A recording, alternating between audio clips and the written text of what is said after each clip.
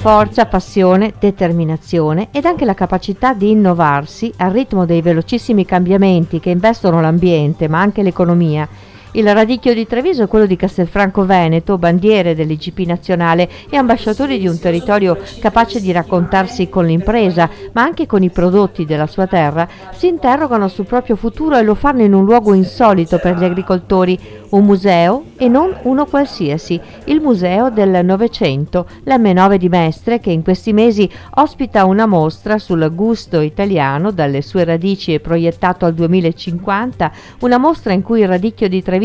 che ha viaggiato come germoglio fin sullo spazio per gli esperimenti di coltivazione e intorno alla terra come prodotto apprezzato in tutte le sue declinazioni, si mostra nella sua bellezza originaria in alcune opere d'arte e in un documentario che incanta per i colori che sono quelli della sequenza di maturazione delle foglie di questo fiore invernale che, è stato detto giustamente, resiste a tutto lo spettro di temperature che dalle estati più torride e siccitose alla neve e al ghiaccio invernali donano espressione e gusto a questo frutto della terra.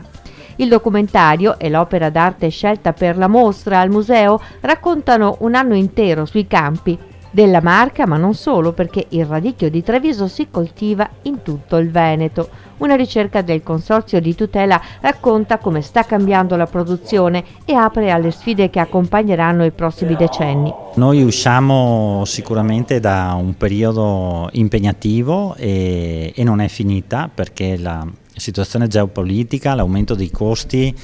e quindi la gestione, anche il reperimento stesso di manodopera creano difficoltà ogni giorno. Bisogna sapersi organizzare e diventa importante come consorzio di tutela chiedere alla Regione, chiedere al Ministero dell'Agricoltura, ai nostri partner istituzionali, un impegno sia per